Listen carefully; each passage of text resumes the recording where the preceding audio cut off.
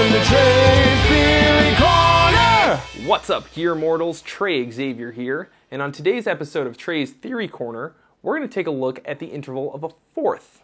So fourths are the first interval that we've come across so far that are perfect. So all that means is that it inverts to another perfect interval. In this case, a fifth, a perfect fifth. So a perfect fourth inverts to a perfect fifth. Whereas so far all the intervals we've covered have been major or minor. And major inverts to minor and minor inverts to major. But perfect intervals, which include fourths, fifths, octaves, and unisons, always invert to another perfect interval. So perfect unison inverts to a perfect octave, perfect fourth inverts to perfect fifth, and vice versa. A perfect fourth is made up of 2.5 steps, or 5 half steps, which on the guitar translates to 5 frets. So if we start at a C, and we want to go up a fourth to an F, which is a fourth higher, we're going to go up 5 frets, like this. 1, 2, 3, 4, 5. Or, because the guitar is tuned almost entirely in fourths, with the exception of these 2 strings here, which means that each of these strings is tuned a fourth higher than the next one as we go this way. That means that we can just go to the very next string on the same fret. So here's C, here's F. That gives us a perfect fourth. When it comes to these 2 strings, because they're tuned a major third apart, a fourth looks like this. So those are 3 ways you can play a fourth on the guitar. The fourth one is a little bit tricky, so pay attention. Basically, if you go down 5 frets and up 2 strings from the root, you can also get a fourth.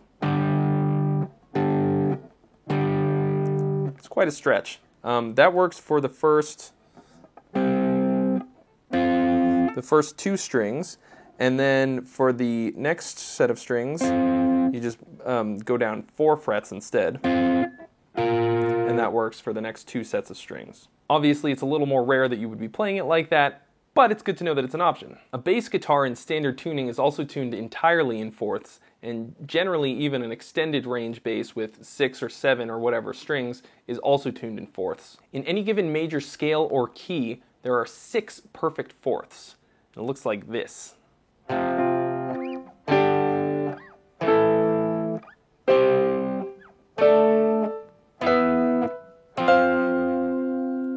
There is not a perfect fourth on the 4th degree of any given major scale, and that's because instead of a perfect fourth, we have a tritone, which can, depending on the circumstance, be considered an augmented fourth. We're going to talk about tritones in the very next video, so I'm going to save that information for then. But what you have to know is that every single note in the major scale, with the exception of the one starting on the 4th degree, is going to have a perfect fourth above it that will still be within that scale. A perfect fourth is considered to be a perfect consonance, whereas an augmented fourth is a dissonance because it's the same thing as a tritone, which, like I said, we'll talk about more in the next lesson. And a diminished fourth is the same thing as a major third, so that's also a consonance. So like I said, a perfect fourth is an inversion of a perfect fifth, and a perfect fifth is a power chord, which means that an inverted fifth is an inverted power chord. And there's a lot of classic rock and metal riffs that have used this to great effect, most notably Smoke on the Water. A lot of people play it wrong using regular power chords, but the way that it's actually performed is, if you're playing the guitar, it's just all on these 2 middle strings.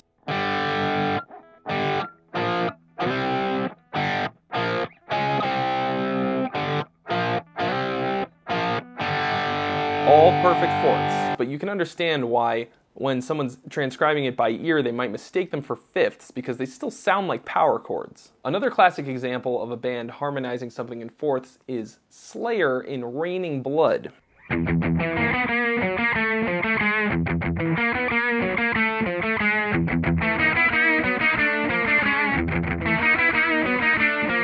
One thing that I've kind of been neglecting to talk about in this series is the consistency of intervals on the guitar.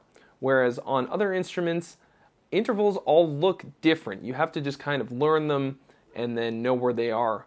Whereas on the guitar and the bass, specifically, all intervals look the same. Once you learn the different shapes for the intervals, you can move them anywhere, okay? So this is what a fourth looks like on the guitar. These are all fourths. So like, if you want a fourth starting on D, you go to D, you play that shape. Like I said, there's of course those 3 other ways to play it. Any of those works the same from the same place. So remember I said you go up 5 frets? You can do that starting anywhere on the guitar, okay? And then of course, when you get to this pair of strings here that's a major third, the fourth looks like this.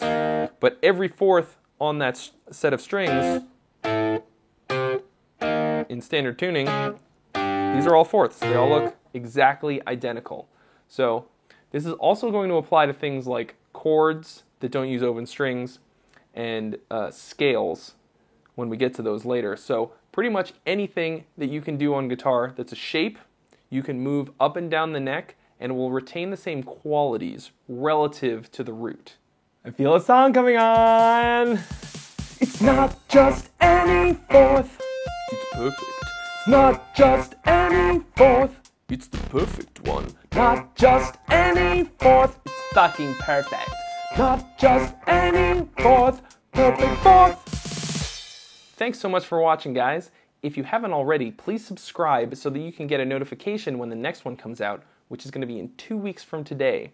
And you're not going to want to miss this one because it's on tritones, which is the gnarliest interval of all time. I will see you then. First thing you got to think about when it comes to music theory. Number 1, what the fuck is it? What the fuck is music theory?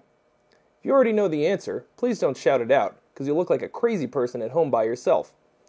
But really, in order for you to understand what you even need it for or why you should care, you got to know what it is.